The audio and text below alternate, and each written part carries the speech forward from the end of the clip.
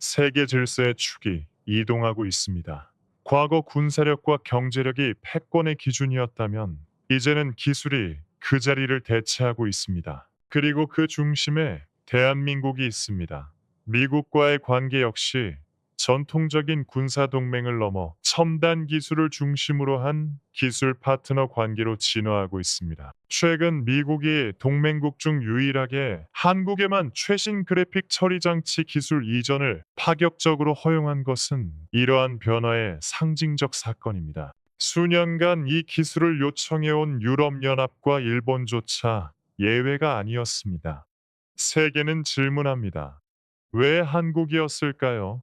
해답은 즉시성과 인프라에 있습니다. 글로벌 인공지능 기업들은 한국이 이 첨단 기술을 즉시 활용하고 상용화할 수 있는 유일한 구조를 갖췄다고 평가합니다. 한국은 삼성전자와 SK 하이닉스를 중심으로 설계, 생산, 그리고 핵심 부품인 메모리 반도체를 아우르는 완전한 수직 계열화를 이룬 거의 유일한 국가입니다. 특히 인공지능 시대의 핵심 혈액으로 불리는 고대역폭 메모리 시장의 95% 이상을 한국 기업이 장악하고 있습니다. 이는 단순히 부품을 공급하는 제조업체가 아니라 인공지능 생태계 자체를 설계하고 있음을 의미합니다. 이러한 기술력은 세계 1위 수준인 국내 총생산 대비 5%가 넘는 연구 개발 투자 비율과 같은 과감한 미래 투자가 뒷받침되었기에 가능했습니다. 한국의 독주는 경쟁국들을 긴장시키고 있습니다. 유럽은 개별 기술력은 뛰어나지만 국가별 이해관계와 분절된 시스템으로 인해 통합적 대응에 실패하며 속도를 내지 못하고 있습니다. 일본은 여전히 기술 강국이지만 경직된 기업 문화와 과거의 성공, 방식에 머물러 패러다임 전환에 고전하고 있다는 비판을 받습니다. 세계 최대 파운드리를 보유한 대만은 제조 기술력은 세계 최고 수준이지만 미래 경쟁은 단순 제조가 아닌 통합 활용 생태계의 경쟁이며 이 점에서 한국이 앞서 있다는 분석이 지배적입니다. 한국의 기술력은 이제 경제를 넘어 안보 자산이 되고 있습니다. 과거 한반도의 전략적 논의가 북한의 군사적 위협에 집중되었다면 이제 국제사회는 한국의 압도적인 기술력이 가져올 지정학적 영향력을 주목하기 시작했습니다. 중국과 러시아 등 주변 강대국들 역시 한국을 새로운 안보 변수로 평가하며 전략을 재수립하고 있습니다. 한반도의 전략적 무게중심이 평양에서 서울로 이동하고 있는 것입니다. 세계는 오랫동안 한국을 K-팝, K-드라마와 같은 소프트 파워 또는 제조 강국으로 인식해 왔습니다. 하지만 이제 그 인식은 바뀌어야 합니다. 데이터는 한국이 이미 유기 발광, 다이오드, 배터리, 5세대 이동통신, 조선 등 미래 핵심 산업의 지도를 그리고 있음을 명백히 보여줍니다.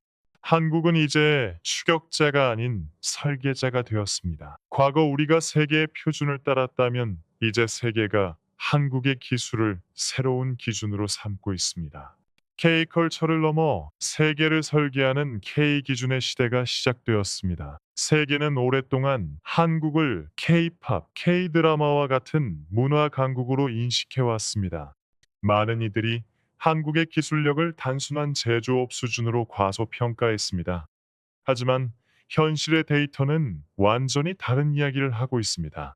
유기 발광 다이오드 디스플레이, 세계 시장 점유율 87.3%, 메모리 반도체 시장 점유율 71%, 특히 인공지능의 핵심인 고대 역폭 메모리는 95%를 장악하고 있습니다. 조선, 배터리, 5세대 이동통신, 표준 필수 특허 역시 세계 최상위권입니다. 이는 한국이 춤만 춘 것이 아니라 조용히 세계 기술의 지도를 다시 그려왔음을 증명합니다. 이러한 한국의 성과는 유럽의 현실과 극명하게 대비됩니다. 프랑스와 독일 등 유럽의 전통적 기술 강국들은 왜 뒤처지게 되었을까요? 문제는 기술력이 아니었습니다. 바로 시스템의 실패였습니다. 유럽은 뛰어난 기초 과학을 가졌음에도 국가별 이해관계로 분절된 구조와 느린 관료주의적 장벽에 막혔습니다.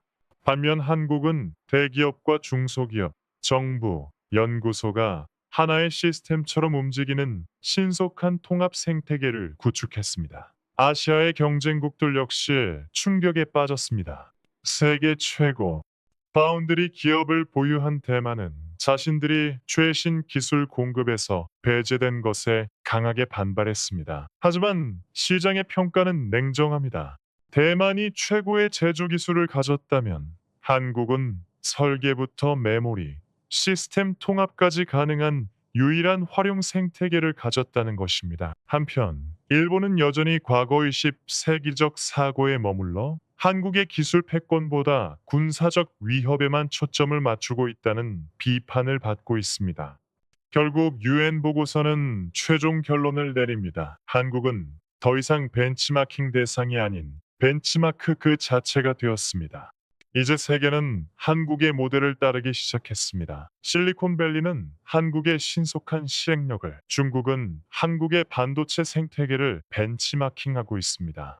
보고서의 마지막 K는 더 이상 코리아만을 의미하지 않습니다. 그것은 세계가 따라야 할 새로운 기준, 즉 크리테리아의 K가 되었습니다. 한국은 세계 질서의 사용자에서 세계의 표준을 설계하는 설계자가 되었습니다. 이처럼 한국은 더 이상 따라가는 나라가 아니라 길을 만드는 나라로 성장했습니다. 우리가 알던 현실과 세계의 인식 사이에는 아직 간극이 존재할 수 있습니다. 하지만 분명한 데이터가 증명하듯 그 인식은 이제 빠르게 변하고 있습니다.